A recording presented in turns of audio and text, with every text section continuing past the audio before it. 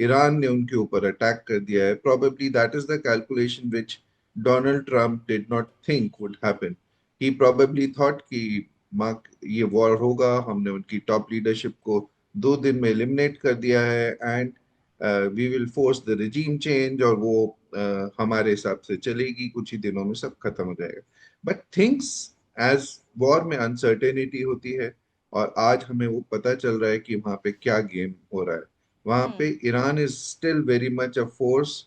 हालांकि वो काफी हद तक उनके बहुत सारी चीजों को नुकसान पहुंचा है, बट अब वो करो या मरो वाली स्थिति में आ गए हैं, और उनके पास अभी भी कुछ पॉइंट्स हैं लेवरेज करने के लिए। One of the points could be if they start hitting the desalination plants जो वहां पे गल्फ में हैं, और उसको अगर वो अटैक करना शुरू कर देंगे, it can lead to even bigger bigger problems. तो सेकंड, हम लोग आज की डेट में देख ही रहे हैं, the price in crude oils have shot up like anything. आज 116 $117 की बात हो रही है ऑयल की, which is practically double the price. 62 63 की हम लोग बात कर रहे थे कुछ समय पहले, एंड ऑयल को हमने देख लिया। And for countries like India, Japan, Korea, China, जो अपनी काफी हद तक ऑयल एनर्जी रिक्वायरमेंट्स होती है वो इंपोर्ट करनी पड़ती है, उनके लिए वो डायरेक्टली इम्पैक्ट पड़ता है। सो डोनाल्ड ट्रंप को शायद इतना दर्द नहीं हो रहा है जो बोल रहे हैं कि एक छोटी सी कीमत है, but for other people specially in the gulf region and countries जो क्रूड ऑयल पे डिपेंडेंट रहती हैं, उन सब के लिए दर्द बहुत होता है। जब अपने पेट पे लात पड़ती है तभी दर्द नजर आता है, अनिमा। और मैं आपको ये भी बता सकता हूँ कि कर्मों का फल हर एक को मिलता मिलता है। डोनाल्ड ट्रंप को भी आगे देखने को मिलेगा, so let us see how it plan pans out. I think the best way forward would be probably um, a de-escalation of some nature that happens in Gulf region. Hmm. और मेरे को लगता है कि ये war will linger on, but possibly एक intensity शायद कम हो जाए, होपफुली। आज की डेट में probably we are seeing the most brutal part of the war, and maybe it lasts for another 2 3 days, but I feel that in some form or the other de-escalation will happen. Wars होते हैं but Wars खत्म भी होते हैं, अनिमा। किसी ना किसी at some point of time things will start de-escalating, and hopefully I hope and pray कि वॉर खत्म भी हो जाए। Everyone is hoping and praying this sir, लेकिन सही कह रहे हैं आप, वॉर्स होते हैं और वॉर्स खत्म हो जाते हैं, लेकिन इस वॉर में जो बीता कुछ सिनारियो बना है क्रूड को लेकर के, कच्चे तेल को लेकर के, एक बार वो भी शेयर कर देती हूँ। 27% अभी हम अपसाइड बता रहे हैं पिछले क्लोजिंग के भाव से अभी तक का क्रूड में। और अगर देखा जाए तो ब्रेंट क्रूड जो है $119 तक चला गया था गल्फ टेंशन के बीच में। एक महीने में 60% ऊपर है इस समय ब्रेंट क्रूड। हमने वो लेवल भी देखा है जब $60 $65 पार नहीं कर रहा था ब्रेंट क्रूड, और आज हम ये लेवल देख रहे हैं जब कतर के एनर्जी मिनिस्टर ये कह रहे हैं कि $150 तक जा सकता है ब्रेंट क्रूड। और अगर ऐसा होता है तो पूरी ऑयल मार्केट्स ग्लोबल इकोनॉमी की किस तरह से क्रैश करेंगी वो इमेजिन करना भी मुश्किल है इस समय। अगर हम देखें सर, आप कोविड का जिक्र कर रहे थे, कोविड की भी मैं बात करती हूँ तो 3 महीने का जो ब्रेंट का प्राइस था वो 60% का अपसाइड दिखा रहा था। एग्जैक्टली जो अपसाइड वो पिछले एक महीने में अभी नजर आ रहा है फिलहाल, ये जो सिचुएशन है वॉर की उसके अकॉर्डिंग। और अगर हम देखें तो इससे पहले हमने जो सबसे बड़ा अपसाइड रैली देखी थी क्रूड में, वो थी आपकी 1990 में जो गल्फ वॉर हुआ था, उस समय की रैली जब 141% तक शूट कर गए थे प्राइसेस। सर सिचुएशन वैसी ही बनती नजर आ रही है क्योंकि गल्फ जो कंट्रीज हैं, जो खाड़ी देश हैं, उन्होंने ऑयल प्रोडक्शन कम कर दिया है। ये स्टेटमेंट दे दिया है कि अभी फिलहाल प्रोडक्शन कम होगा। कतर के एनर्जी मिनिस्टर कहते हैं कि $150 प्रति बैरल जा सकता है तेल अगर ये वॉर कंटिन्यू रही। और डोनाल्ड ट्रंप कह रहे हैं कि जब तक ईरान सरेंडर नहीं करता वॉर कंटिन्यू रहेगी और छोटी मोटी कीमत चुकानी पड़ेगी। अगर इस तरीके की सिचुएशन बनती है तो बाजारों के लिए आगे क्या सर, क्योंकि निफ्टी और सेंसेक्स बहुत पैनिक में। अनिमा, अगर ये सिचुएशन बनी रहती है या प्राइसेस और एस्केलेट होते हैं, it will naturally have a devastating impacts on lot of economies around the world, including India, क्योंकि हम लोग अपना 85% एनर्जी रिक्वायरमेंट तो इंपोर्ट करते हैं। अब एनर्जी को हम लोग कहीं और से ऐसे ही सब्स्टिट्यूट नहीं कर सकते।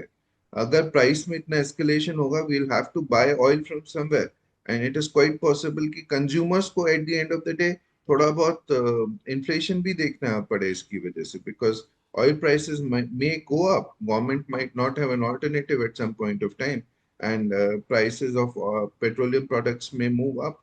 So naturally, हम लोगों को एक प्राइस पे करना पड़ेगा, and so would be a global community that will have to pay a price. तो हम लोग ऐसी सिचुएशन में we have as a country India, we have 25 days of reserves, but if war prolongs तो वो कहीं ना कहीं उस पे भी इम्पैक्ट आएगा, और हम लोगों को अल्टीमेटली एक प्राइस पे करना पड़ेगा. It is said that crude oil में अगर $10 का उछाल आता है, it has an impact on GDP of the country, and that is the most biggest focus area हमारे देश का आज की डेट में. और अगर हमारी GDP growth rate shave off होती है, तो नेचुरली जो चीज के लिए हमारे लिए सबसे इम्पोर्टेंट है, it will have a big impact.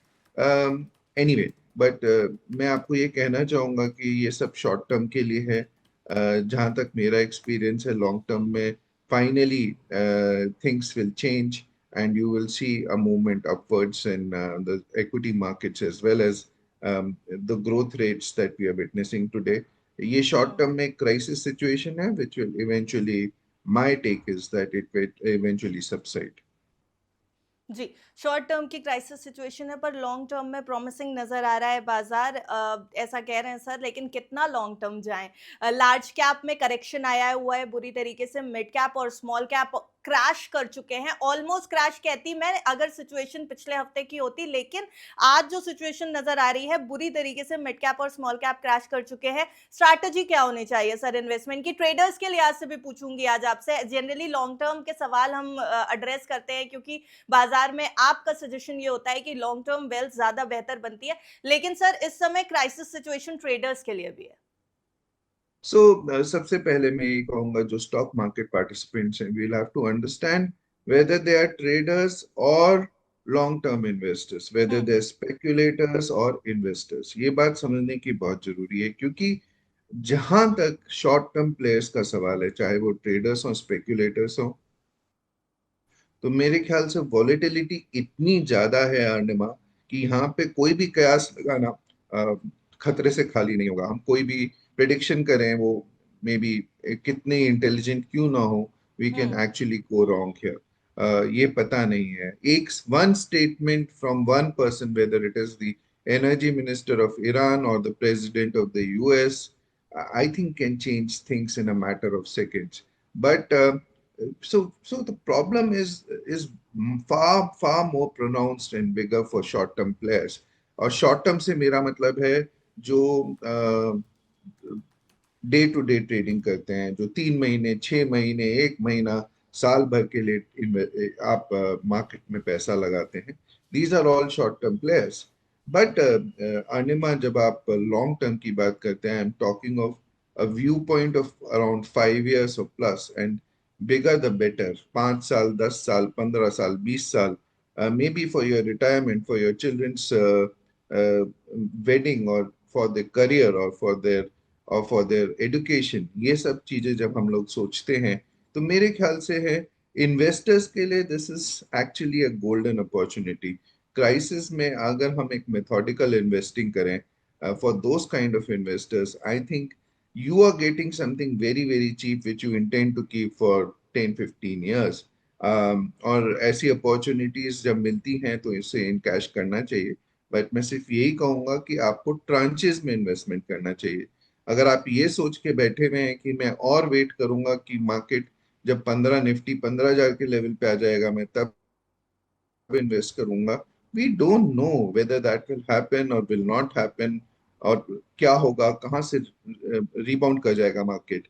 So what I would suggest is, probably today is a great time to get into markets. You will have to always keep in mind your risk profile and asset allocation. जितना equity में allocation आपका risk profile permit करता है, उससे ज्यादा मत investment कीजिए.